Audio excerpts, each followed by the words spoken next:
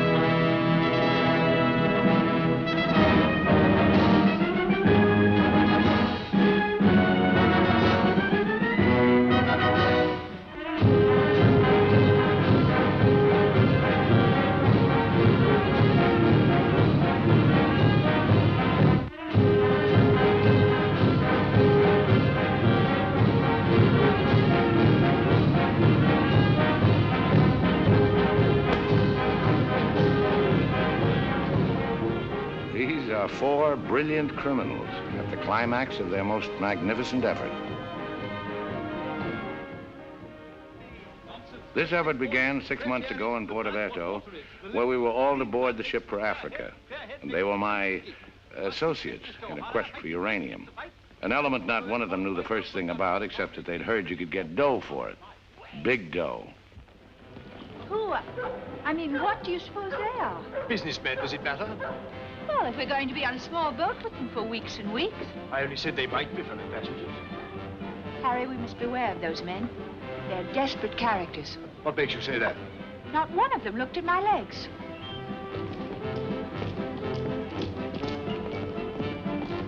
Good morning, Mrs. Janrother. Good morning, Billy Boy. Care to join us in a stroll? Turn up the liver, sweat out the toxins, help nature to help you? Wouldn't dream of it. Really, Billy, you mustn't be so offhand with Mr. Peterson. If I were to treat him with more than common politeness, he'd misunderstand and try to push me around. Mr. Peterson is a bully. Billy, huh? Did you see this? That man in London has been killed. What man? Paul Van Meer, high-ranking official in the Colonial Office, was stabbed to death early this morning by an unknown assailant outside a club in Soho. This is the third crime of violence to occur in that vicinity within the past month. What is it, Billy?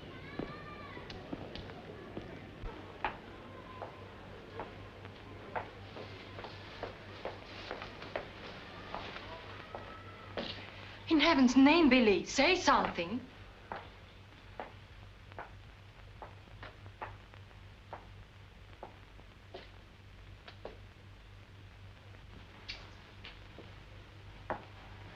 Understand, of course, that Peterson arranged this. It seems there's been a lot of violence around there lately. Well, don't pretend to be a fool. But look, Billy, this happened early Tuesday morning. We'd all left London well before that. What about Jack Ross? What about the galloping major? But I thought he only stayed behind to get that phone call from Mombasa, if it came through.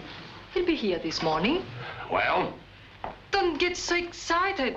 Don't jump to unpleasant conclusions. Jump? They might as well have drawn a map. Why was Peterson worried about Van Meer? What made him think he was dangerous? He was afraid Van Meer wouldn't stay bought. Afraid he'd get the wind up after we'd gone. He had visions of him trotting upstairs to his superiors, announcing, I have certain information that certain persons have paid certain sums of money. Don't talk so loud, Billy. To obtain illegal rights to certain mineral supplies. That Indian, that Raja or whatever he was, that you worked for in the old days, he killed a lot of people, didn't he? Ah, but he had a better style. Besides, he was out for a kingdom, half the size of France. What's the difference between that and millions of dollars? We must think of the future, Billy. This is our big chance. It may be our last. Except for Mr. Peterson, we couldn't even pay last night's hotel bill. Where are you going? Now to a cafe, drink a lot of Pernod, and listen to the band. You won't make a fuss, will you? It doesn't do to make a fuss. You have to think of the main objective. Naturally, it doesn't do to be fussy.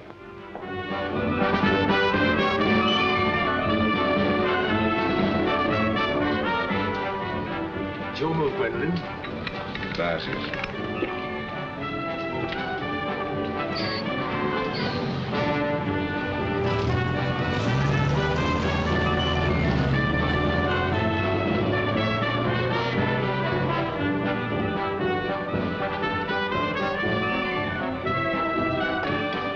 Luggage is in there. Bring it up.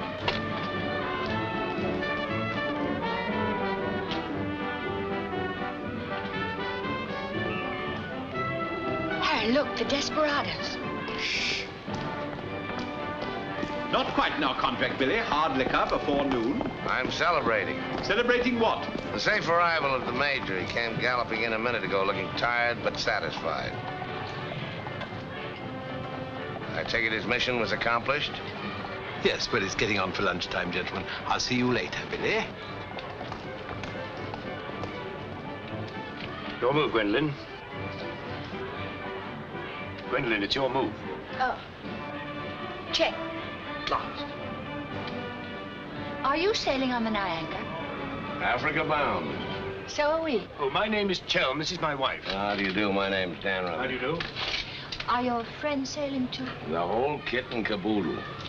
You're a very mysterious group, I must say. Really, Gwendolyn? How so mysterious? Well, for one thing, you all appear to be of different nationalities. Your move, Gwendolyn. Check. I have a theory about you and your friends. Correction. My associates. As a matter of fact, I think you're doctors. Evil ones, I mean. You're going to the heart of the jungle where human life is cheap to perform ghastly experiments which require the sacrifice of thousands on the altar of science. You must excuse my wife. She has a very lively imagination. Check me. I don't know how you expect me to play a decent game when you keep talking all the time. Harry's been all out of sorts today. Usually he's a wonderful loser. Good morning, Mr. Danrada. I bring you the captain's compliments, along with the sad news that the sailing of the SS Niagara has been postponed. Now, look here. This boat is definitely, most definitely scheduled to sail at 2400 hours. Scheduled, Mr. Chelm, but not, I fear, destined to do so. Propeller gone, or is the captain drunk? Oh, of course the captain is drunk. But the real trouble is with the oil pump. Well, it's not good enough. Simply not good enough. Quite right, sir. But you're putting it too mildly. The present oil pump is no good at all.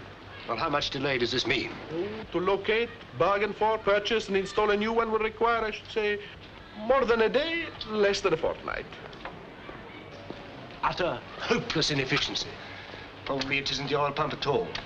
Just making it an excuse to hang about and pick up extra cargo. Guns or opium? I wouldn't be surprised if she turns out to be a smuggler. What a miserable place to be stuck in. Squalid, fifth-rate port. Ever been in Forteventura before? No, I don't know this part of the world at all. Oh, I thought not. Otherwise, you wouldn't be so upset about staying. Magnificent country. Ruins to visit by moonlight, fine stretch of beach. Back there in the hills, one of the few spots left in the world where you can get decent food and drink. It's called the Blue Pavilion. I insist you give me the pleasure of having dinner with us tonight. Well, that's awfully kind of you, but... Us? You and your associates? My wife and me. The committee? Oh, Mr. Chelm, I want you to meet a friend of mine. This is the Galloping Major. The committee wants you to toddle round. Okay. Right away. I'll be along. Better toddle. I said I'd be along. They don't like to be kept waiting. I'll lay on a car. We'll meet in front of the hotel at 6. Arrivederci. Dan Rather. An American, I suppose. Anyway, I quite like him. Time. 24 hours in the day, 1,440 minutes for somebody else to get busy on the same idea as ours. We ought to have got a plane and flown out, as I said from the start. You remember I said it, O'Hara? My name is not O'Hara. It is O'Hara. You hear? Mr. O'Hara. Yes, Mr. O'Hara. But you remember I said it? I said we ought to take a plane. Time. What is time? Swiss manufactured, French hoard it, Italians squander it, Americans say it is money, Hindus say it does not exist. You know what I say? I say time is a crook. If we took a plane, we'd be there inside 15 hours instead of who knows where. I don't want any more talk about flying. The sky is for the birds. My feet on the ground, both of them. Come in, Billy boy. What's all the fuss about? No fuss, Billy. We're merely wondering what course to pursue in view of this unfortunate delay. Join the peasants in their revels, go to church, write your memoirs. Very funny. I like an associate of mine to have a sense of humor. Good laugh does more for the stomach muscles than 5 minutes setting up exercises. And now that we've had our moment of fun, and all the better for it, let's get back to the question. Doesn't this delay call for a cable to your friend in British East? Mustn't send cables. Can't you get it through your heads that the population down there has trained noses? They can smell a uranium deal like a cat smells fish. But aren't you afraid, Billy, that when our little party doesn't show up on the date you said, aren't you a teeny bit afraid that your friend might use this as an excuse to begin negotiations elsewhere? If my friend were looking for an excuse, you'd find a better one in the morning papers. What do you mean? I'm talking about the untimely demise of Paul Van Meer. I'm appalled, Billy. What an unwholesome opinion you must have of your colleagues to imagine that we... Look here, Peterson, you don't have to convince me of anything. You don't care what I think as long as I don't do anything about it. And I won't, unless you ever decide to sick that knife-happy little junkie on me. Watch yourself, laddie. Now, Jack, behave yourself. Sit down. For shame, Billy. I think you owe an apology to everybody in this room. And if you're half the gentleman I know you are, I'm sure you'll make it. As I was saying, Peterson, you've nothing to worry about. My friend won't pull out unless I tell him to. For purely venal reasons, that's the last thing I have in mind. Jack, give Billy a light.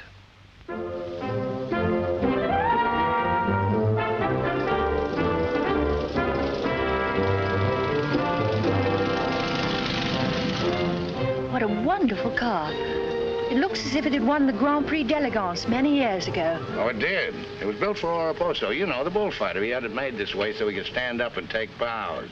He only got one ride in it, bequeathed it to me on his deathbed. Well, here's to Oraposo. I hope you like champagne. You mean it's yours? Well, I gave it to my former chauffeur, the fat bandit in the front seat. Harry, look at that wonderful villa. Well, that was Bertie Crampton's. Oh, you mean Lord Crampton, in Gloucestershire. His family acres marched hand in hand with ours. Gloucestershire, the cathedral towns, trout fishing, garden parties. What a beautiful life. You know England well? Emotionally, I am English. I serve tea every afternoon with crumpets, and I've always kept up my subscription to Country Life and to Tedler. Trouble with England, it's all pomp and no circumstance. You're very wise to get out of it. Escape while you can. Well, I'd hardly describe myself as escaping. Simply so happened that a relative of mine, first cousin actually, who died recently, happened to be the owner of a coffee plantation. Africa's the place now. You talk about the diamond boys, the gold boys. They just skimmed a little off the top. The potential mineral wealth of Africa's hardly been scratched. Now, there is a villa.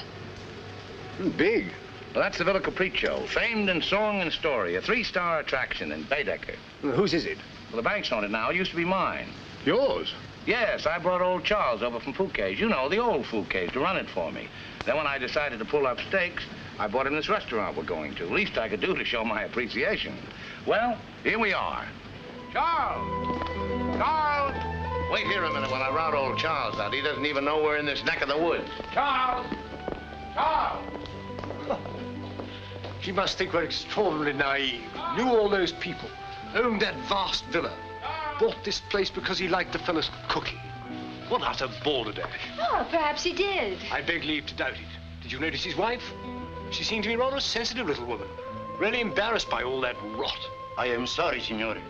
As you see, we are closed. We do not open for another 2 months. Charles, what the devil's going on here? This place is falling to rack and ruin. The place is closed. We shall have to dine in the hotel after all. Monsieur Dan. Monsieur Dan. Madame, why did you not let me know you were coming? You did not say you were with Monsieur Dan. Nothing is close to Monsieur Dan. It's good to see you again, Charles. It's been too long, Monsieur Dan. Not since the night you left the villa. Remember your farewell party. I've tried ever since to forget it. Remember how in the morning we escorted you to the train with violins playing and everybody cried like when a king you love very much leaves this country. Aren't you dressed yet? Do I appear to be dressed? Do dress, do hurry. It's the most wonderful day. And Billy wants us to drive out and see his villa. His former villa. Obviously, I can't go. I've got a chill on my liver. What a miserable place to be ill. And you forgot to pack my hot water bottle. You packed it. Gwendolyn, I distinctly remember. Hello. Oh, hello. No, I'm afraid we can't. Harry has this wretched chill. Give me the telephone. Chelm here. Yes. Quite. Absolutely. A hot water bottle. That's very, very good of you, old boy. Look here, Dan Rudder. Would you mind very much if my wife went alone? She enjoys this sightseeing sort of stuff, you know. Splendid. Splendid. I'll send her along. You know, Gwendolyn, nowadays, one simply cannot afford to dismiss people just because they're not one's sort. One has to try and bridge the gulf. After all, it's a new world we're going into. One's got to take it as one finds it. Face it. Use it. Master it.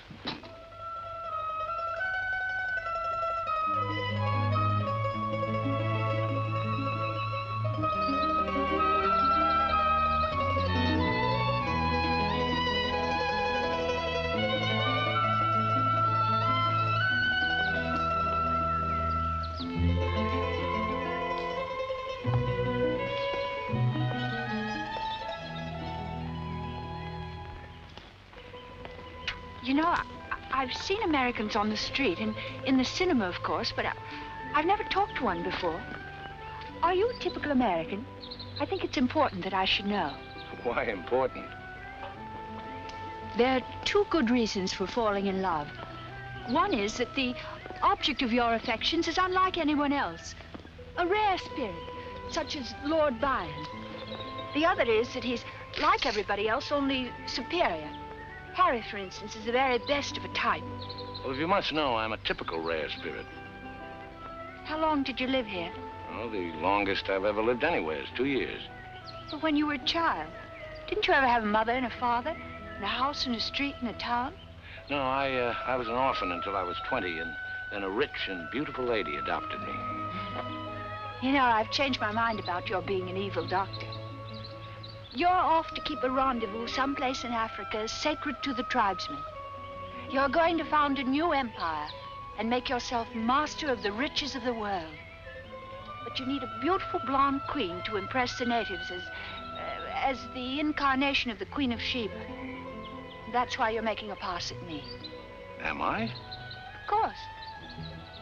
I don't generally go sightseeing with strange men. You don't believe that, do you? Well, I believe anything you say. Do you? Well, you shouldn't, you know. You really shouldn't. Mr. Chelm? Yes? It's I, Mrs. Dalrada, Maria. Oh, come in. Tea for two and two for tea? Now, that's most awfully kind. You shouldn't have troubled, really. Billy told me you had a chill. Bit of one on the liver. 2 tarsal. Milk, of course. Of course. I feel I should like somehow to do him a good turn of some kind. You do? Well, naturally. Oh, I see. Naturally. I think it would be nice if you were able to do something for him. Help him along. Give him the benefit of your advice. Delighted, of course. For instance. Oh, something with business. He was very pleased with that tip you gave him on the way home last night about the gold shares. I've forgotten what I told him. What was it? I don't remember either. I was listening to your voice. I wasn't listening to what you said. You see, if you were helping him, it would be so much easier for us to be together a lot out there in Africa. Was he any headed for business? Why, he's simply brilliant. I wouldn't have thought it. But of course he is.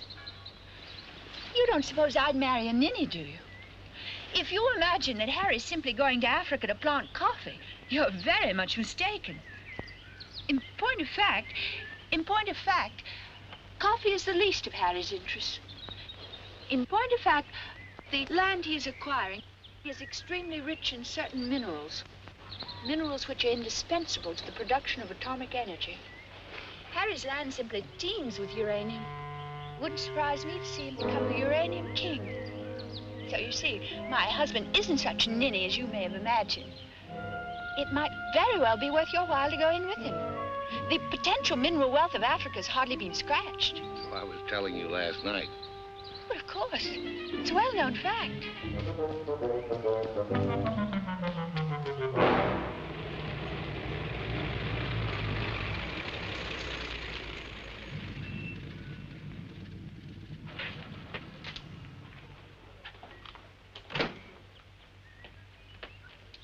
Billy boy.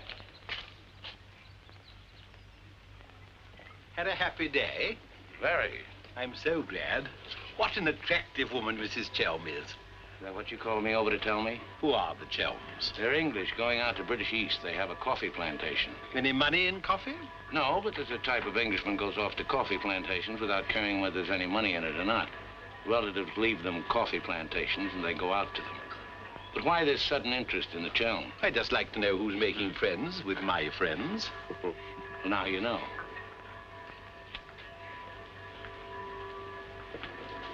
Don't believe one word. You know, if I ever leave you, it'll be for someone of the type of Harry Chell. Well, bully for you. I suppose that type of Englishman is like a story I once heard. An English gardener in England was showing some Americans one of those wonderful English lawns. And of course, they wanted to know how to make a lawn like that. And this English gardener said... He said all you have to do is get some good grass and roll it every day for 600 years. I heard that story before you were born. Englishmen tell it when they're feeling down in the mouth. Just don't understand the child type. You're not even listening. You never do. Someday I'll say goodbye and you won't hear that either. One day I shall really meet my type and run off with him. And you'll be simply amazed. It's possible. George Moore said, I learned it by heart years ago. He said that each great passion is the fruit of many fruitless years. George Moore was a very distinguished English writer, you know. Except that he was Irish. Cheer up, sugar. If I make $1 million on this deal, I'll buy you an old English lawn, one we can roll up and take with us.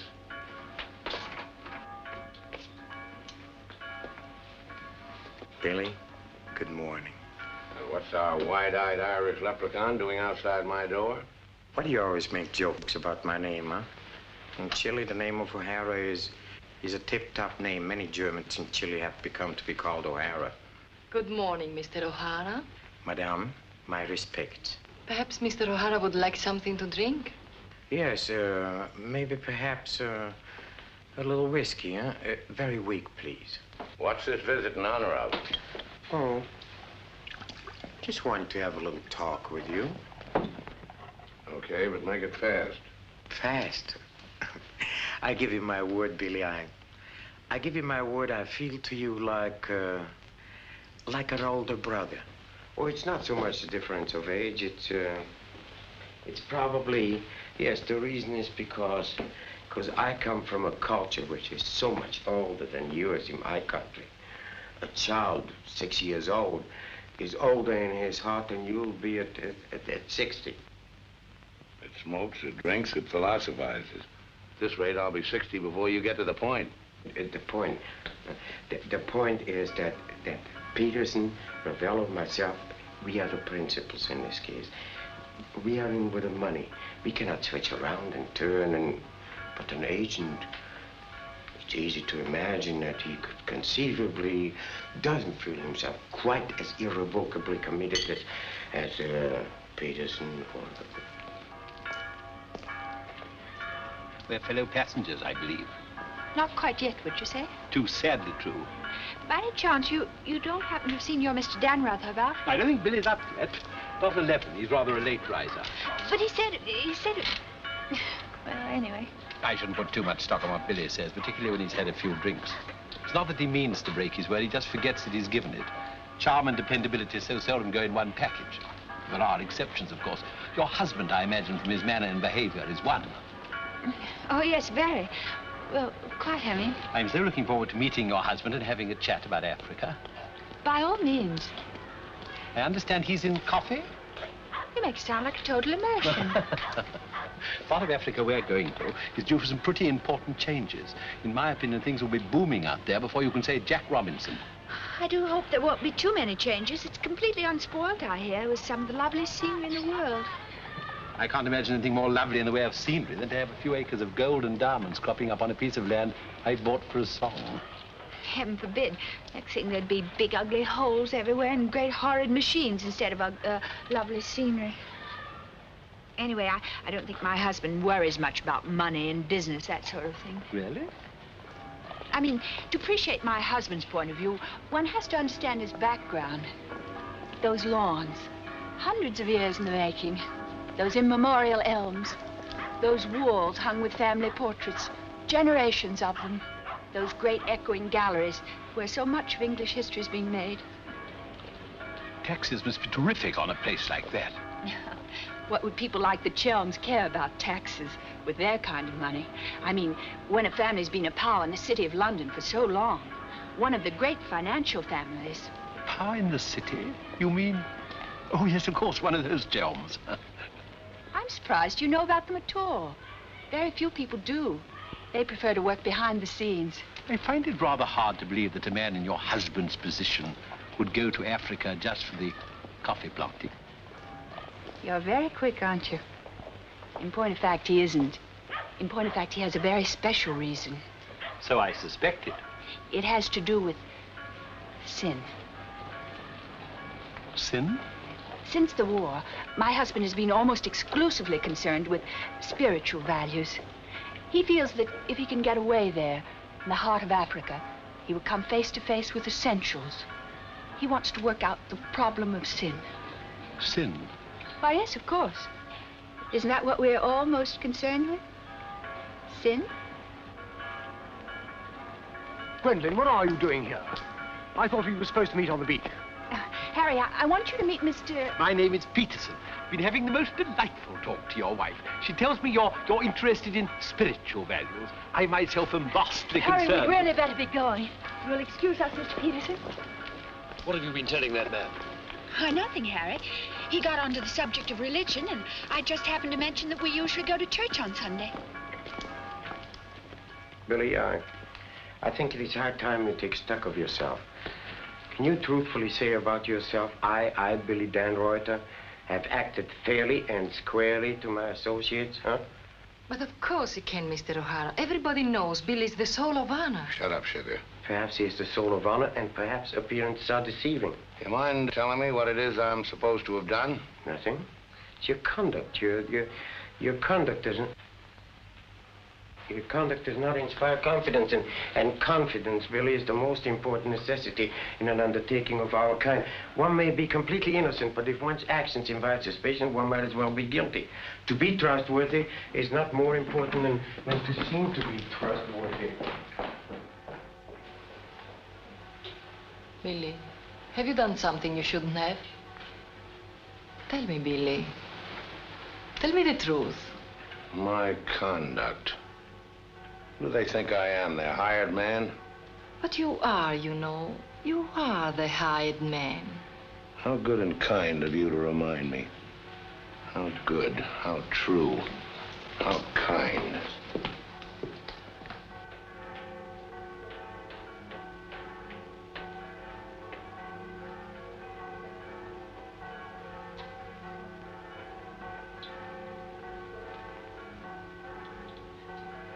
Oh, I say, Dan, rather good to see you. How about a drink? Well, Oh, come on, my dear fellow. Let me buy you a drink. Oh, Gwendolyn, don't forget to send one to Aunt Beatrice. Can't understand it. Gwendolyn distinctly said she'd join me on the beach. Then I come back and find her sitting there in that cafe. Extraordinary creatures, women. Well, let's drink to them. Pano. Scotch. Come on, you tiny little wreck, have a drink. We're drinking to women. Take the drink, but won't join you in the toast. Glass of Irish. Women. Hitler had the right idea. Keep them in their place. Kleine Kinderkirchen, babies in the kitchen. Say what you want to about Hitler, he had his points. Come. Look here. This generation's had its chance. Hitler, Mussolini, those are the men. Now is the age of the barbarians. The world's going up in smoke. I say, let it come, get it over with. Well, if you don't mind, I'd like another year or so of worry. Worry? Just 1 minute, laddies. I've just 2 or 3 words to say to you, laddies, and that's don't worry. Don't ever worry.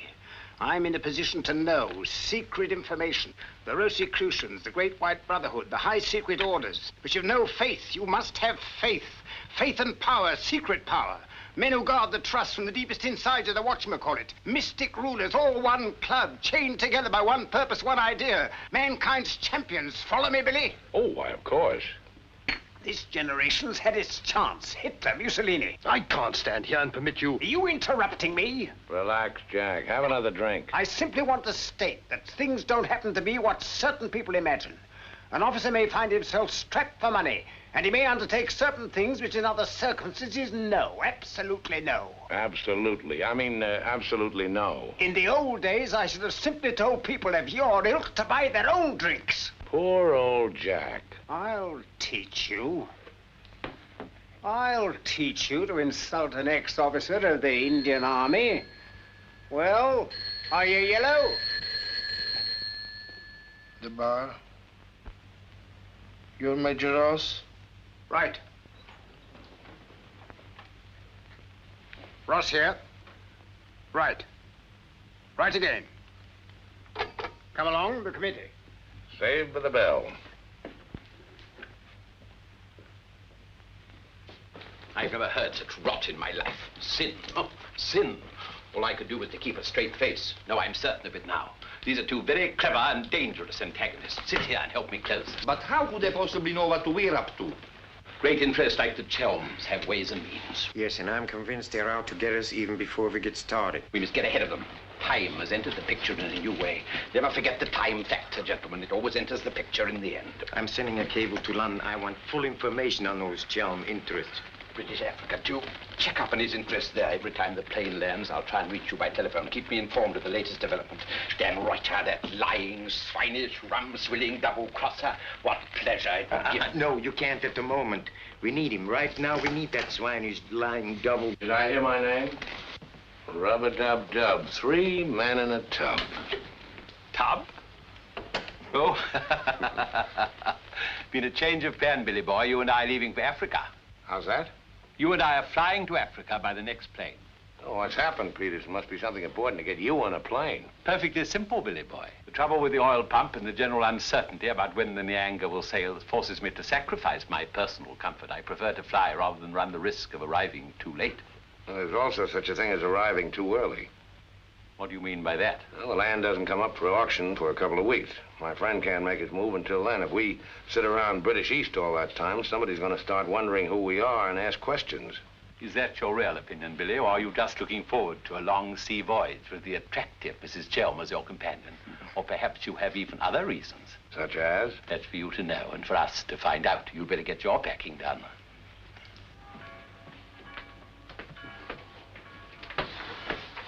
Billy? Where are you going? Off to Africa, flying. Just like that? Weren't you even going to kiss me goodbye?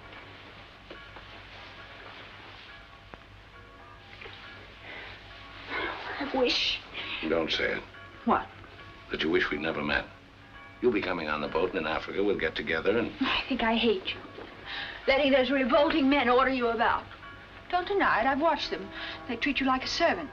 They say, hop it, and off you hop. I know what it is. They have a hold on you. Some black secret that could ruin you. What makes you think that? No, it happens all the time. My old Spanish nurse told me that half the people in the world would be ruined at once if everyone told what they knew. But couldn't you have them done away with? I mean, you must know plenty of people who could bump them off. It probably cost a good deal, but it'd be worth it, certainly. Well, it's not impossible, except that afterwards I wouldn't have any money. This way I stand to make a lot. Millions? Maybe. Then perhaps your connection with those men isn't quite so undignified as I thought. Those millions, would they be pounds or dollars? Well, either way suits me. No, that's very careless of you. The state of the pound is so uncertain. You must think in terms of hard currency. Maybe I should hire you to handle my affairs. You could do worse. I'm awfully intelligent, really. Come along, Billy boy. The car's waiting.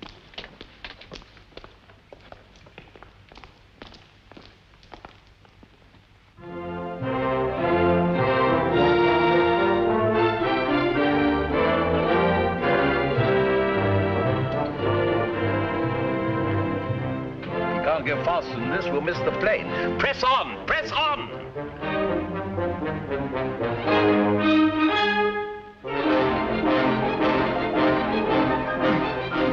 Try posting.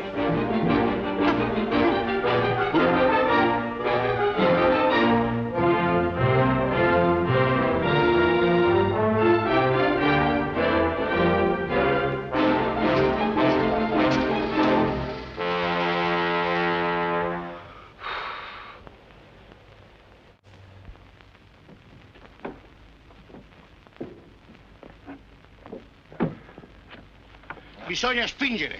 Push, push.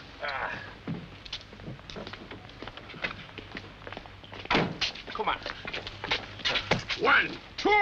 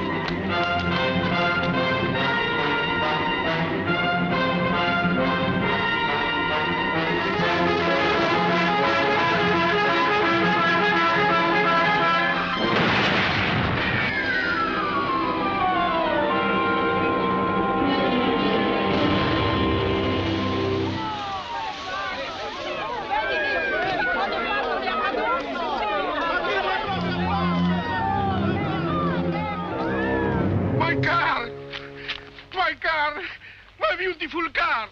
You did that on purpose. What? You planned it that way. I know what you're up to. I know everything. I know about the uranium on the Chelm's land, the Chelm interests in the City of London. The what? You heard me, the Chelm interests. I take it your information comes from a reliable source. It does, from Mrs. Chelm herself, in fact. Ah, magnificent. Simply magnificent. You must pay me back for the loss of my beautiful car. If you weren't a benighted jackass, if you could see as far as you could spit, you'd know there's no such thing as a Chelm interest. You'll have to do better than that, Mr. Danrother. Very much better than that. Don't believe me. Check with London. If you find out he's anything more than a down-at-heel Gloucestershire squire, you can have my services for nothing. You mean Mrs. Chelm is an unqualified liar? Well, let's say she uses her imagination rather than her memory. You will make restitution. We know, Mr. Dan, either the money or a new car. Why, you fat bandit, I gave you the car in the first place. How I came by it is beside the point. The fact you gave it to me doesn't make it any the less mine. Shut up. That's right. Threaten me. It is not enough that you destroy my beautiful car. Now you... my beautiful car! Stop! Hey,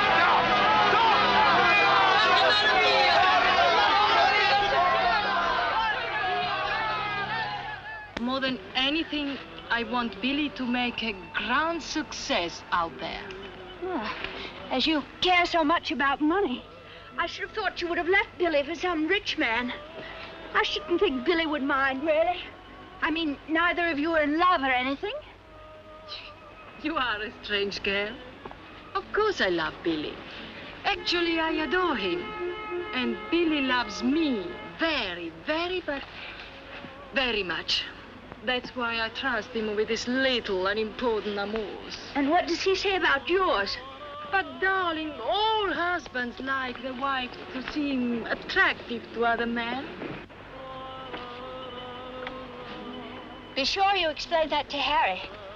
I'm going back to the hotel.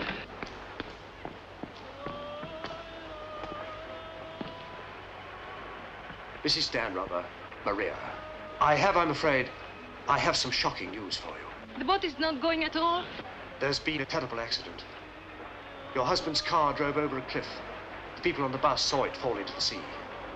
It seems almost certain that... What is it? What are you trying to say? He's saying that Billy is dead. It's become necessary to redistribute the stock in our company. Stock. What good is the stock now? We can't deal with the Radar's friend. Not without Radar. All the effort, the money, everything went over the cliff with that car. Ravello, you forget the English are very sentimental people. I tell you, there is nothing that Billy's friend will not do for his widow, and in black, she's a very touching figure. Poor Maria, you really have had a wretched time of it. You are very understanding. If only there was something I could do. Just now, if you could bring me an aspirin. I have a headache. Don't move. Just you wait there. I'll be back in a moment. Mussolini, Hitler, and now Peterson. A great man, a great loss. I'm going upstairs and reading my Bible. Why all the gloom? Maria has a headache. What's the matter with you? Go away. My dear girl, I'm as sorry about Dan rather as you are. But after all, it isn't as if he was one of our oldest friends. I was in love with him. He was a very pleasant acquaintance. What did you say? I was in love with him. Really, darling, have you no control over your romantic fantasies? I loved it. Can't you hear me? I love you. I love you. Oh, rot. You're just dramatizing again. By George, you were right after all. I did pet it. Oh, what shall I do? I feel as though I were drowning. He's dead. He's dead, and I'm left with a fool like you. I tell you what to do. Have a bit of shut-eye. You wake up in an hour feeling your old self again, and there'll be no more silly stories about falling for a middle-aged roustabout. So? Oh, please go away. I'll just take these to Maria.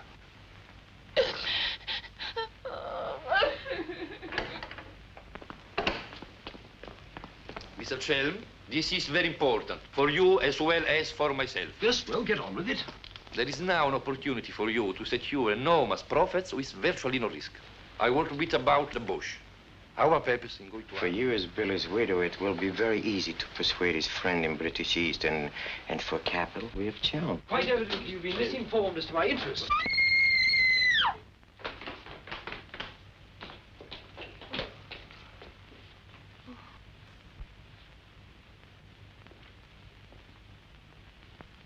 What's the matter with all of you? Somebody dead? Car. It went over a cliff. We thought you'd both been killed. Dan Rather, I'm delighted to see you're alive, but your wife is in a fainting condition. You mean you're not dead at all? Obviously, I'm not dead. I knew you weren't dead. I knew it. I counted 13 backwards 13 times. My old Spanish nurse said if you did that, a miracle would happen. And you see it has. Ladies and gentlemen, I bring you the glad tidings. The captain is sober, and the SS Nyanga will sail at midnight.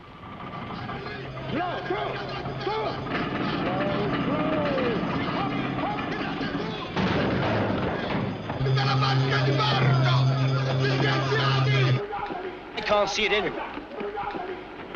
What can have happened to it? My dispatch box, where is it? A black tin box this size. What have you done with it? Guardi che la sua valigia gliel'ho messa in cabina.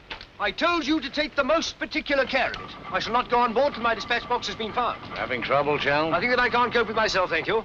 È la seconda volta che glielo dico. La valigia gliel'ho messa in cabina, è inutile che insiste con me. Says he put it in your cabin, whatever it is. Idiot! Why didn't he say so in the first place? Say, look. What's happened to Harry? He's been giving me the fisheye all evening. Oh? What is it? Perhaps it's because when I thought you were dead, I told him I was in love with you. You what? I couldn't help it. It made you seem less dead. And? Oh, he didn't believe me. He thought my nerves were upset. A sort of delirium. He thought it quite a joke. The idea of my inventing a love affair with a middle-aged roustabout like you. That's what he called you. Well, now that I'm back in the flesh, you'll begin wondering about that delirium of yours. I suppose seeing you alive is different from thinking of you dead. You're just great cooped up on that tub with a suspicious husband. Billy.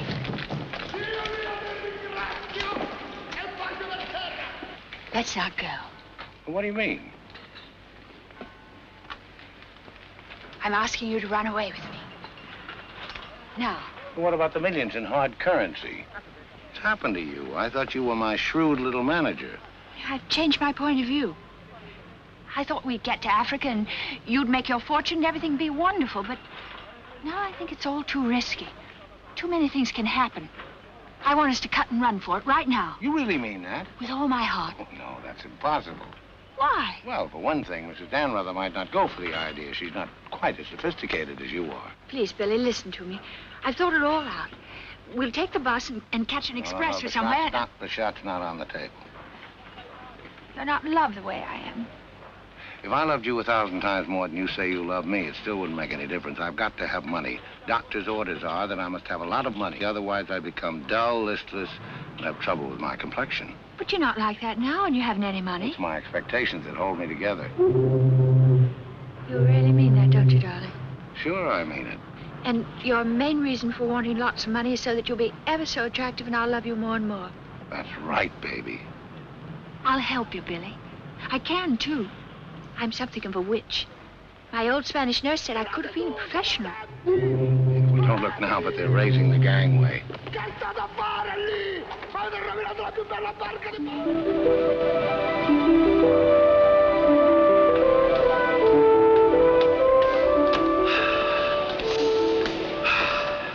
Sea air, ozone. What a pity we can't bottle it, gentlemen. What a fortune we'd make. Neptune's mixture. Now breathe deeply. Remember, every breath is a guinea in the bank of health.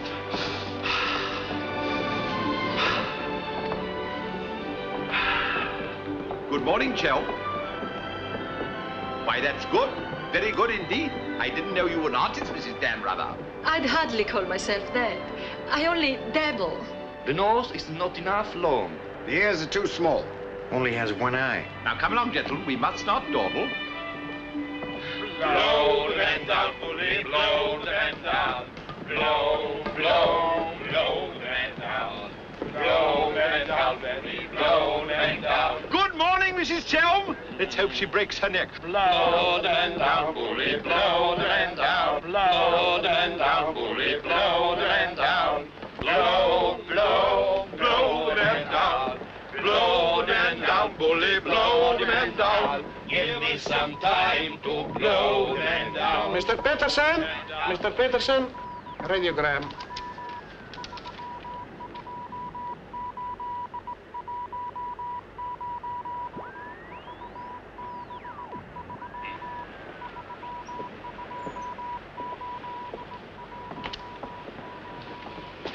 No Chalmers State, Gloucestershire, stop. No Linda Gentry, Chalmers. What do you make of that? He's not a Gloucestershire squire. Like Billy said. Just as I was beginning to take Billy at his face value. But if he's not what Billy said, then what is he? We are at sea again, gentlemen, in more ways than one. Mystery, more mystery. Billy is a liar. Heaven only knows what Chelm is. CID, maybe. You borrowed my thought. What to do? What to do? The time has come for direct action. You remember last night when we came on board? The fuss he was making about his dispatch box?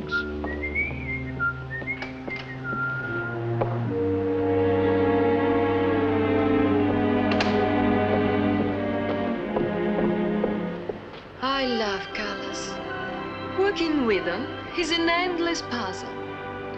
Your face, for instance. 10 minutes ago, it was all brown and pink. Now the light is changed and is chalky white. What? Tinged with green. Green? It must be getting rough. Just a little. Don't break the pose. I don't feel very well. I think I'll go below and take a pill.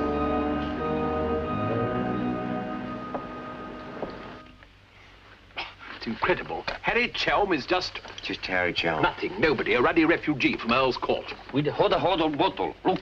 And a letter of introduction to the secretary of the governor. The secretary, mind you. Disgusting. Purser!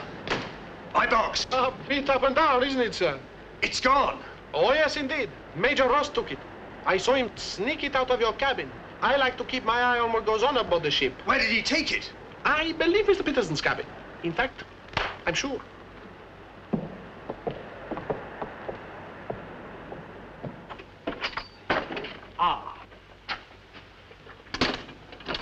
And now may I ask what explanation you have to offer?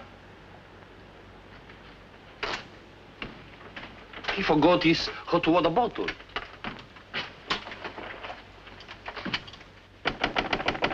Billy. Come in.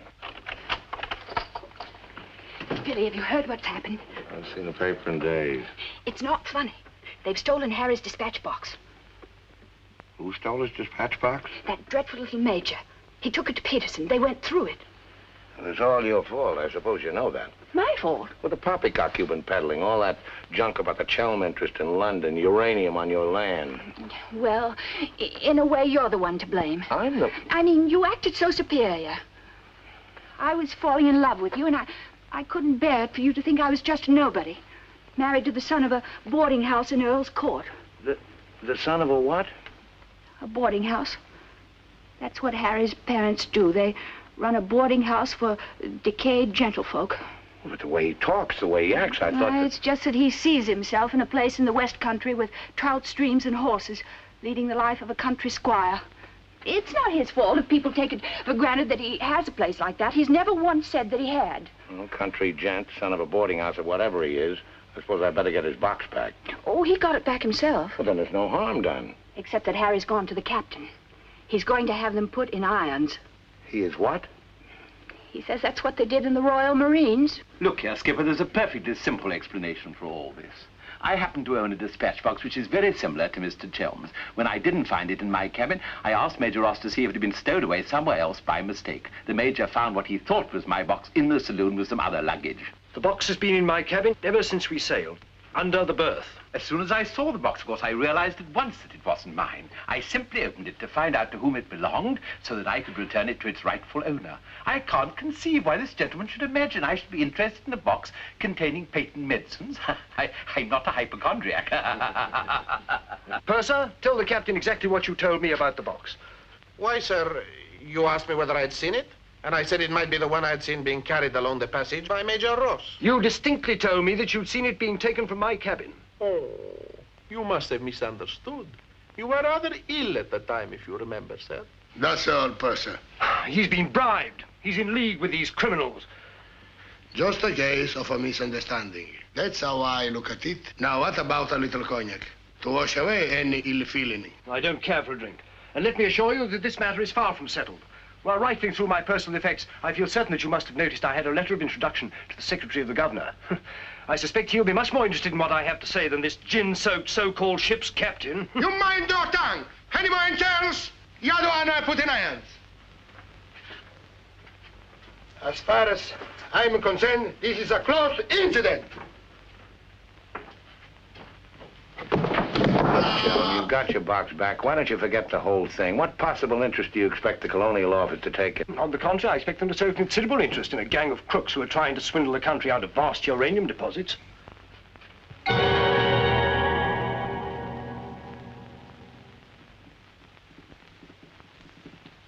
Just one moment, sir.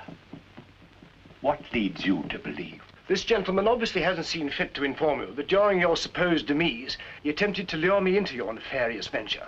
Unfortunately for you, he acquainted me with all the pertinent facts. Facts which I intend to communicate to the proper authority at the very earliest opportunity. I thought you were dead. That's what they told me. Everyone told me you were dead. And if you were dead, we head to a fresh capital. Didn't we? You, Ravello, my own partner, sneak up behind my back and try to cheat me. The milk's spilt. It's no good crying over it. Get after him, Billy. Calm him down, talk to him, see if you can't get him to change his attitude. I'll try, but I don't think it'll do any good. I don't know why we have to worry about Chelm's attitude. Talk's no good. Conversation never convinced anybody. I say put an end to words. Shut up, Jack. Time factor has entered the picture again. This time, fortunately, it's working on our side. 2 weeks before we reach port. That should be plenty of time to convince our friend, Chelm. I beg you, please end all this trouble. If things go on, either you will be done away with before we ever get to Africa, or you will leave and denounce Peterson to the authorities, and that will be the ruin of all my plans and hopes. In the long run, you'll do much better to get clear of these people. They're thoroughly undesirable. The long run. I'm tired of the long run. I am not even thinking about them or about myself. It's only you that concerns me, Harry. No need to worry about me. Ever since I met you, you fill my thinking. You are becoming an obsession. Don't you understand, Harry? I am deeply in love. Maria. My dear.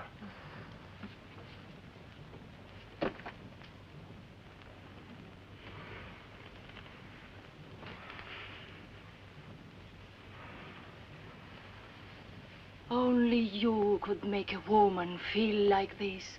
All I want is to be in your arms, now and always. You forget I'm going to be done away with. Oh, no, no. It will be easy to arrange. What you must do is this. You will write me a letter. A love letter. You will tell me that you cannot denounce Peterson, because then I will suffer too. Because you love me so much, you cannot bear to hurt me. Such a letter they will believe if I show it to them. My dear girl, you must see that this is quite out of the question. I don't propose to make compromises. Not compromises, Harry, darling. But you can see if you cause trouble, the whole of our plans, my plans, you would not want to make the innocent suffer. It would be much better if you don't interfere, Maria. I must handle this as I see fit.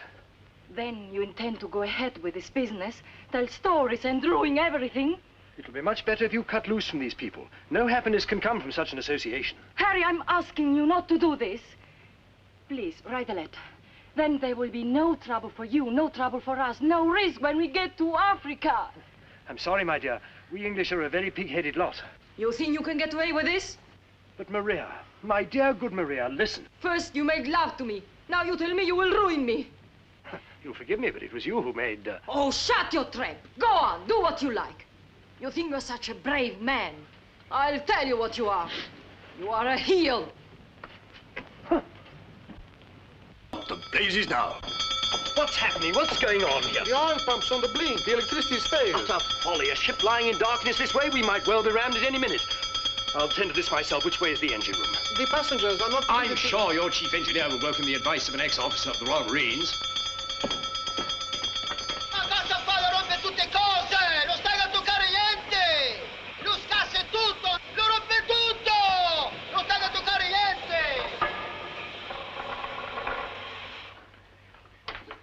Look here, you fool. Are we simply abandoned to our fate? I insist on something being done. For instance? Well, give out the lifebelts. Organize the boat drill. The clientele are requested to remain calm. To remain calm? Does the captain feel no sense of responsibility for the lives of his passengers? It's my opinion that the captain doesn't feel much of anything at the moment. Do you mean to say he's drunk? The fellow ought to be made to walk the plank. I'm afraid just now he cannot walk at all. But this is outrageous. Oh, sit down, old man. What have you got to worry about? We're only adrift in an open sea with a drunken captain and engine that's liable to explode at any moment. Perfectly ordinary situation. Happens every day. But just in case any of you are still at all anxious, let it be known that Mr. Chelm has taken charge in the engine room. Who's taken charge? Harry, and he'll foozle it for sure. Shall I get out the hymn books? Your husband claims to have learned all about engines and such things when he was an officer in the Royal Marines. If he ever was. In point of fact, not only was he an officer, but he once won a medal for jumping into a sea of fire to rescue someone. It's only a bit of wreckage, not a man, but that wasn't Harry's fault. Just a slight error in judgment. Oh, the lights, they come on. He must have fixed it. Impossible. The engines are turning. We are underway. I still say it's impossible. Ladies and gentlemen, may I have your attention for a moment? I'm happy to inform you that the oil pump is now in perfect working condition. Putting it right was no great accomplishment for anyone with the slightest mechanical bent. Anyhow, we may now proceed without further delay and in absolute safety. Oh, Harry, you did. You fooled it. But when you wrecked my ship, where is your terror? Forward, please. Captain wants to see you. There you are. You devil! You wrecked my beautiful ship! Nothing of the sort. Some scallywag down there sabotaged my work out of pure malice. You explode my engine! Now keep your head, boys. Let's all behave like little gentlemen. Stay out of this, Dan, mother. I can handle the brute. What happens now? Do we get the life belts?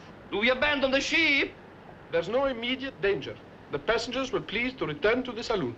We're heading for the nearest port, and there seems to be some chance of our making it. Let's go. Come along. Now, who was last down? Last. Billy, boy, be a good fellow and make a fourth at bridge. The Major has no head for cards. A few rubbers will soothe all our nerves. Oh, thank you. I'll soothe mine with a double scotch. In fact, I think I'll make it a triple. No ice, no water. Right, sir. How about you, dear Mrs. Dan Rubber? Little bridge? Oh, so sorry. I have the most fearful headache. I think I'll go to my cabin. Oh, what a shame. Well, boys, we'll have to make it cutthroat. What about Harry here? Maybe he'll take a hand. That, under the circumstances, is a most unsuitable suggestion. Gwendolyn, I must ask you to either move to another table or else leave the saloon. Oh, Harry, for heaven's sake. I don't care for my wife to associate with an associate of criminals. Don't be absurd. Billy's not a criminal. He's the best friend we have on this boat. We're not in need of such friends. You need any friends you can get. The only thing standing between you and a watery grave is your wits. That's not my idea of adequate protection. Purser, how much longer before this ship reaches port? If we ever do get to port, it should be within 14 or 15 hours. That's a long time. Sit down, make yourself comfortable, have a drink. Enjoy the Major's piano recital. Come on, Peterson, buy us a drink. I'm afraid I can't accept hospitality from persons who I intend in a few hours' time to denounce in a place of justice. 2 spades? I admire your sang-froid, Mr. Peterson. Or perhaps you don't think I'm serious. We shall see. 3 clubs. Gwendolyn, are you going to do as I say? Not when you speak to me in that tone. Not when you try to order me about. In that case? Where are you going? On deck, where the air is less polluted.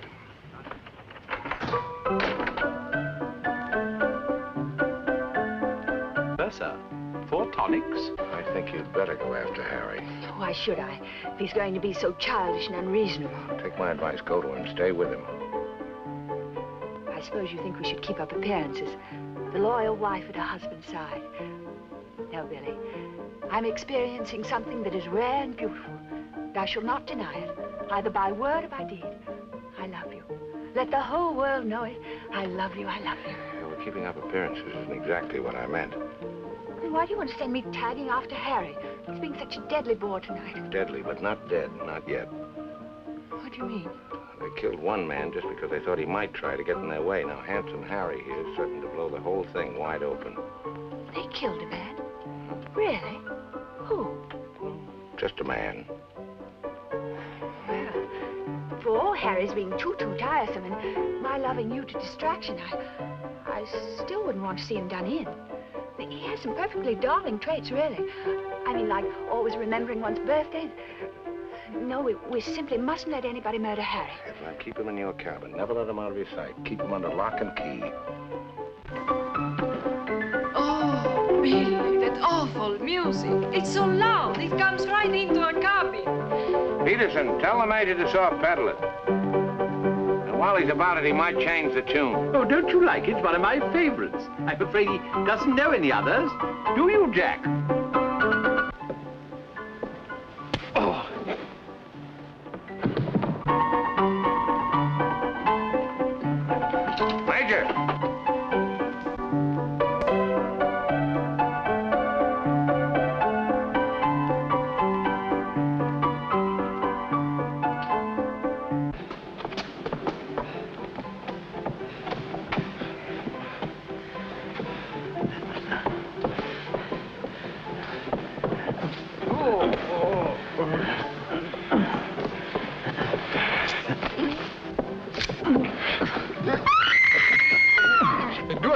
screaming?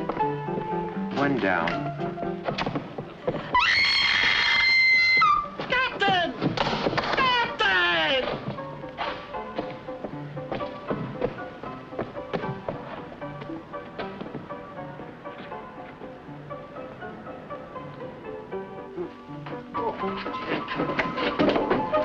What happened? Oh, Billy, all that screaming. I thought someone had been killed. Someone nearly was. Indeed, they were. Look at the Major. Better get a new act, Peterson. The curtain's going down on this one. Every time I turn my back, someone makes trouble. The passengers break the engine, they beat each other with the feet, they throw each other overboard. That man attacked me. How you? You again! If I struck him, it was in self-defense. He came sneaking up behind me and tried to run me through with his sword. Is that true? Well... It's no use, Billy. My trying to protect Harry any further. I may as well tell the whole truth. Captain, it grieves me to confess this, but in point of fact, my husband has an illness of the mind. The medical word for it is paranoia. On occasion, he displays homicidal tendencies. The psychiatrists say it's because he believes people are plotting against him, and so he strikes back and tries to kill them. Gwendolyn, for heaven's sake, woman, what's the meaning of this treachery? Believe it or not, Harry, I'm doing it for your own good. He knows. He saved my life. He'll tell the truth. I wouldn't contradict the lady. You wrecked my ship! You tried to kill the passengers! But I'm not the same person on the ship. That's why you're against me. Let me go. I'll kill the lot of you. I warn you, Captain. When I tell you... Poor Harry. It's awfully sad. We've tried everything to cure him. Take your hooligans off. How dare you lay hands on me? You hooligans! I'll have you put in irons. You'll be the ones in irons. Good, good. We'll have no trouble from you. Scum! Mongrels! I'll bring you to book! Every one of you! Every man jack of you! After all, it was the only solution. Harry's safely locked in his cabin, where those beastly men can't do him any harm. On the other hand, he can't say or do anything now to interfere with your making that fortune in Africa. I mean, the authorities would hardly listen to the ravings of a lunatic, would they? Well, they won't even let him off the boat. Well, in that case, he'll just have to stay shut up for a few weeks. It's a bit hard on the old boy, don't you think? Yes, but after you've amassed all those African millions, we'll make it up to him. We'll buy him a country place in Gloucestershire with some rough shooting and a trout stream like he's always wanted. Maria will marry him, perhaps. She seems to have a very real feeling for English country life. And everybody lives happily ever after. Especially us, Billy. Prepare to abandon ship. What's going on? I believe, sir, that we're sinking. Board station, everybody. Blow up your light rays. We're sinking. Harry! Harry, open the door! You must! The ship's sinking!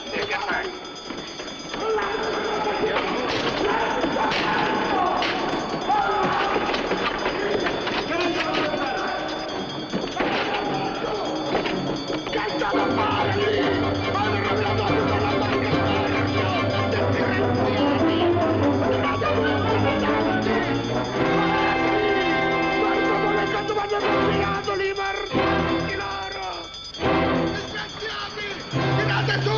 State attenti! Che state a fare lì? Mi avete rovinato la più bella barca di porto! Disgraziati! Tirate su! State attenti! Muovetevi!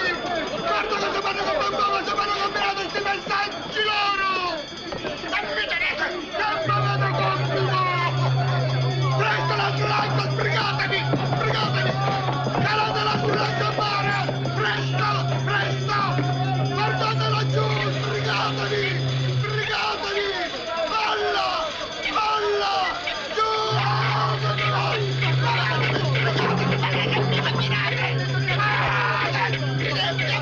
Presto! Presto! Deve prenderlo giù! Il barco diventa in paladetti! Calate l'altro lancio a mare! Mollate le cime!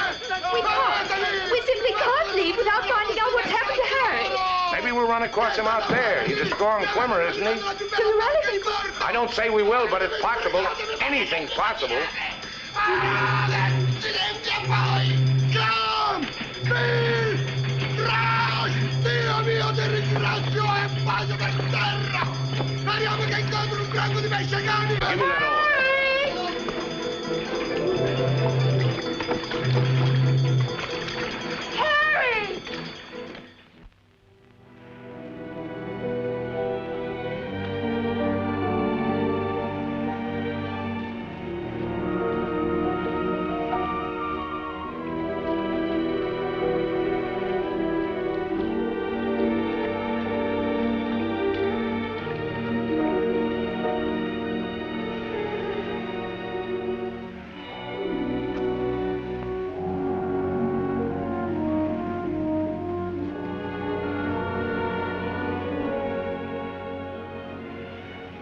Where do you suppose we are?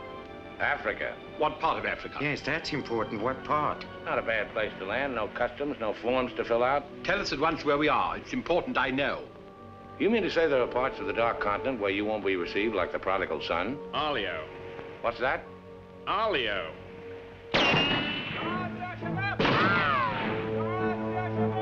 Better get down, everybody. Oddio, mamma mia! Arabs! Oddio, mamma mia! Get rid of your passports, boys. Mrs. Chelm, Billy Boy, my identity must remain a secret.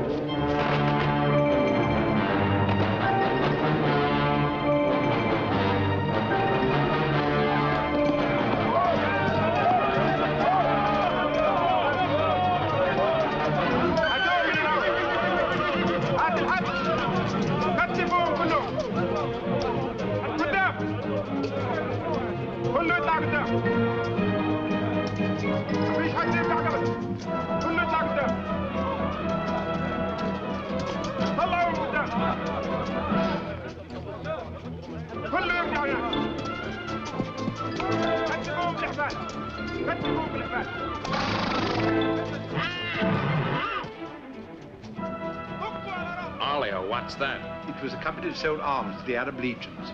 Wait a minute, that rings a bell. Some of the equipment we sold them was defective. Been too long under the water in the Gulf of Leyte. The Arabs claim they lost the war because of rusty guns and dud ammunition. For heaven's sake, be quiet. If you go on like that, I'll see you drawn and quartered. يلا فيسا فيسا فيسا قد لا قاعد امشي فيسا امشي يلا امشي فيسا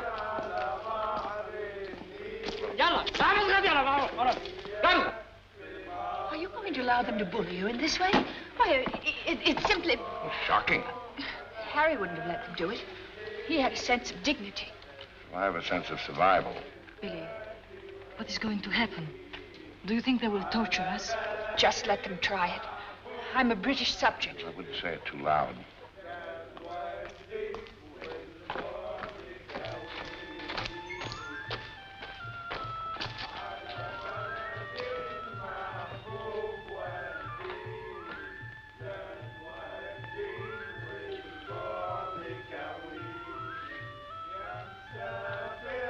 We shipwreck.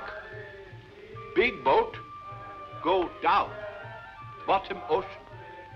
We take little boat. Row all day, row all night.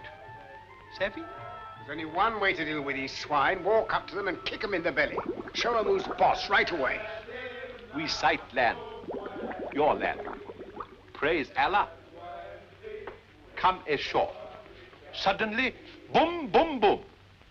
No good way to treat shipwrecked people. You will please to hand over your passports.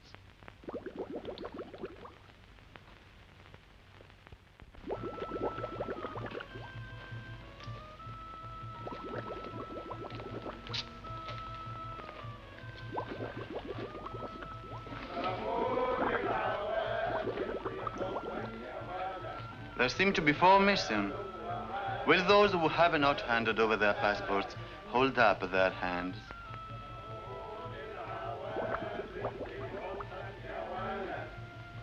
All left on board ship, Your Excellency. A terrifying experience. An incompetent crew, a burning ship, put overboard in a small boat at dead of night. What was the name of the vessel? The SS Nyanga. She's a Portuguese ship. I will investigate whether such a ship has been reported lost at sea. Well, does it stand to reason, Your Excellency, we should come to this shore in a small boat if we'd not been shipwrecked? Our country is in a state of unrest. Oh, I am sorry. Agents of certain foreign governments sometimes try to enter it by stealth, hoping to fan the flames of revolution. Therefore, we check carefully on the activities of strangers. But surely, Your Excellency, in our case, one look is sufficient to convince you of our innocence.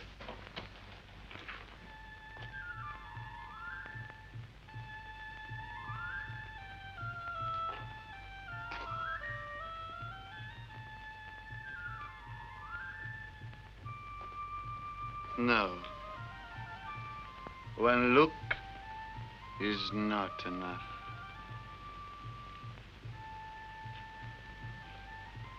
If you think we're the enemies of your country, the logical thing is to boot us out.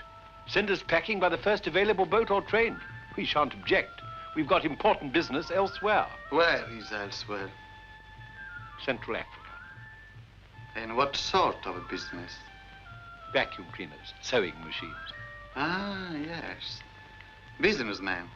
All going to Central Africa to sell vacuum cleaners. Hut to hut, I suppose. And you, sir, I take it, are the head salesman, the ringleader of this group. Oh, no group. We met for the first time on board ship. Complete strangers to one another. Liar! The others all look at you each time I ask a question. I am a keen observer. You four are together. Oh, no, my fat-gutted friend. I'm not the illiterate, simple-minded native you're fool enough to take me for. I am a great man, a serious man. I spit on you, too. I spit on you and all your life. Off to the wrong star, Peterson. There's only one way to deal with these swine! Swine! Swine! You'd better be careful.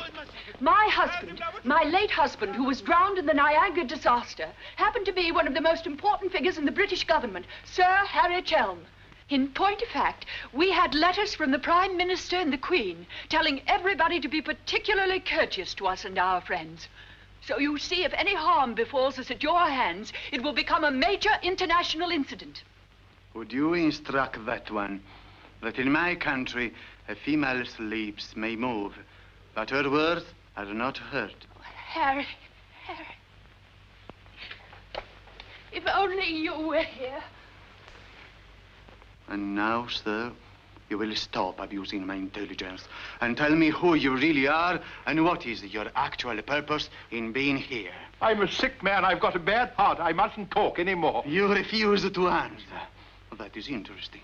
It makes of it a contest in a game at which we excel. We of this country have had 4,000 years' experience in asking questions and getting answers.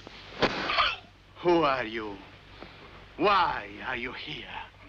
Don't hit me again. My heart, I have an attack.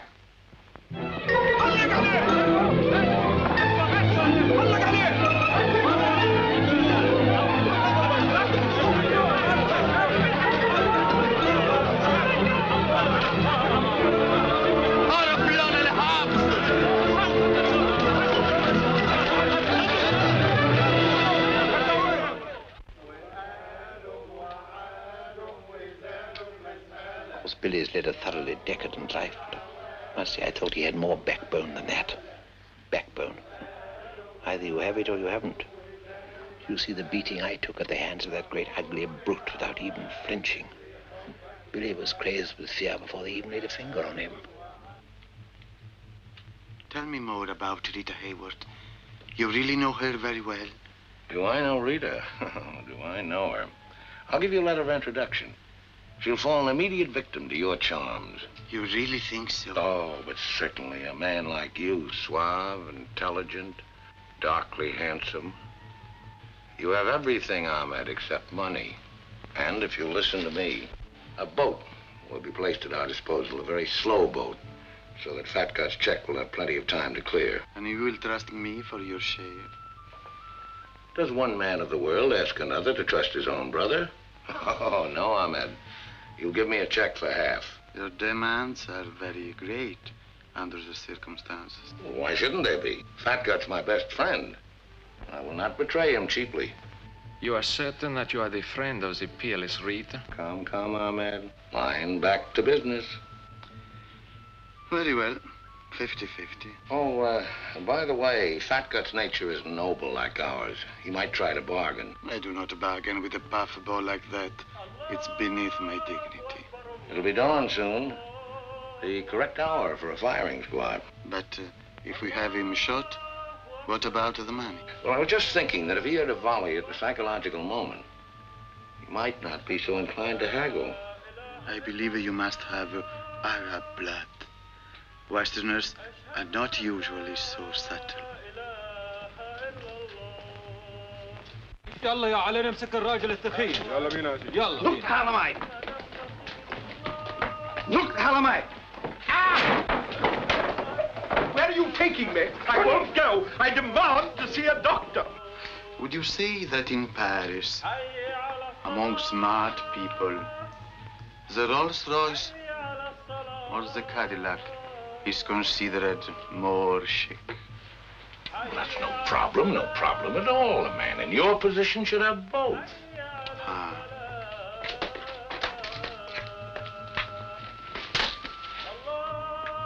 Mr. Dunrather, I believe, would like a word with you. Billy. Sit down, Peterson.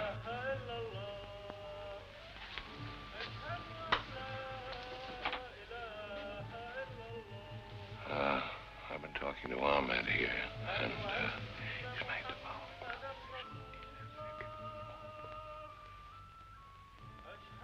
It's blackmail. I can't pay.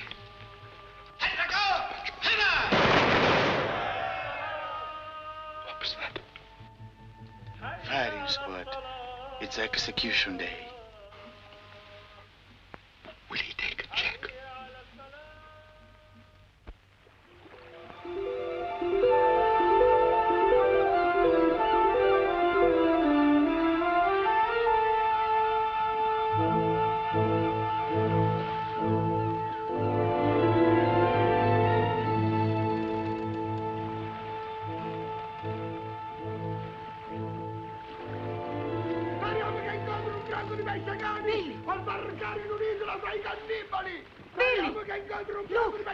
The name!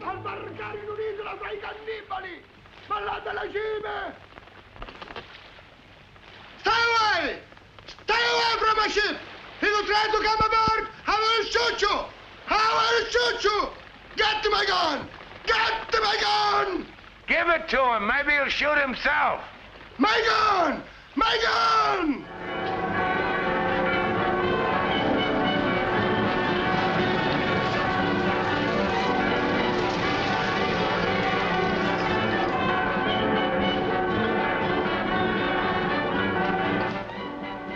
Excuse me.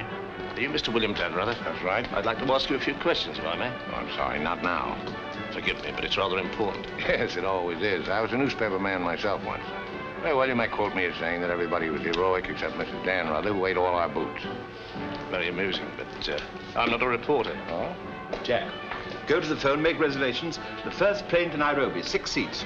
Yes, and if they don't have any, talk to the right man and tell him if he kicks other people off the plane, we'll make it worth his while. I always said we ought to take a plane. You remember I said that, Mr. Horror? I said we ought to take a plane. Mustn't dawdle, Billy boy. Great deal to do and not much time. Those were the other members of your party? Yes, I'd like to talk to them, too.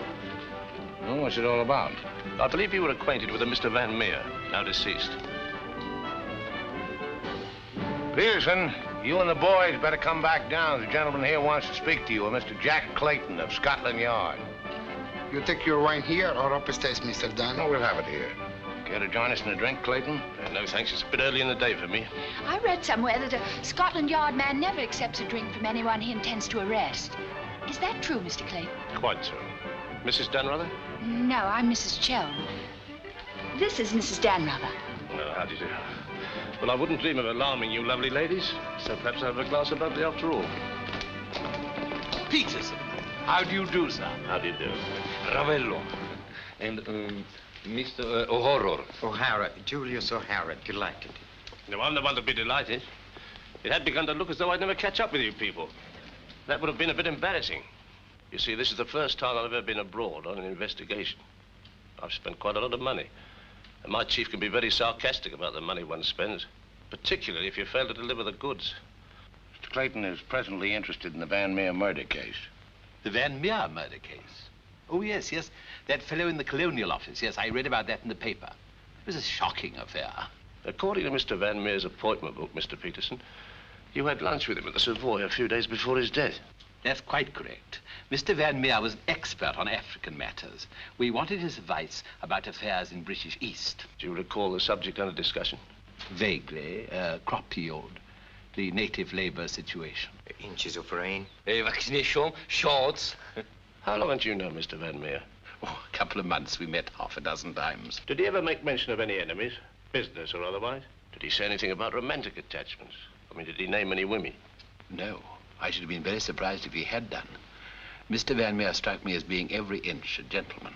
Oh, of course. Well, that's all. Unless somebody has anything further to add. I have. I think you ought to know that the business of one of these businessmen is murder. I beg your pardon. Major Ross, I mean. I can't guarantee Major Ross murdered this Van Meer person. I assure you, however, he attempted to murder my husband with a long, thin dagger, which he always carried about in what looked like an innocent swagger stick. Go on, Mrs. Chelm. You see, Major Ross is employed by Mr. Peterson there to do his dirty work. One might say he's a professional killer. My husband found out certain things about Mr. Peterson. Things, in point of fact, that are a matter of empire, involving, as they do, a plot to exploit our kingdom's uranium resources. And that's why Mr. Peterson decided to have him done away with. Don't run away, Mr. Peterson. That's always tantamount to a confession of guilt. Tantamount is what I call it. More champagne, Clayton? No, thank you.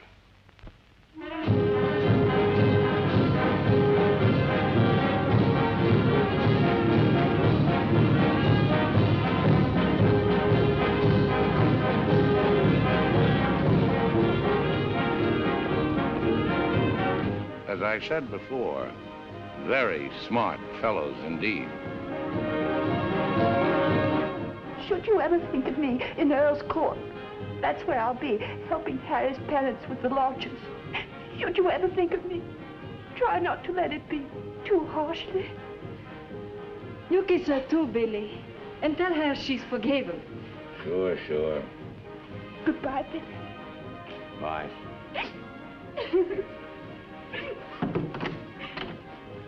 For Mrs. Chelm, just came on the ship's wireless. Oh, by the way, Mr. Danrada, do you know that your associates are all in the Hoosgow? Oh, now that I'm a bit surprised. I put them down as thoroughly bad characters, right off the bat. But then there are so many bad characters nowadays. Take mine, for instance. Harry! He's alive!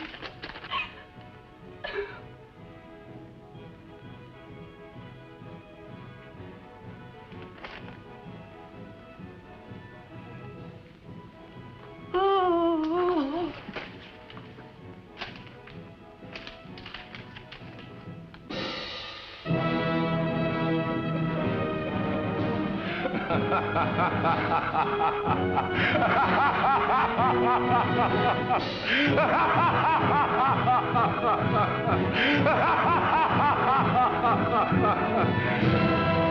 Oh, this is the end.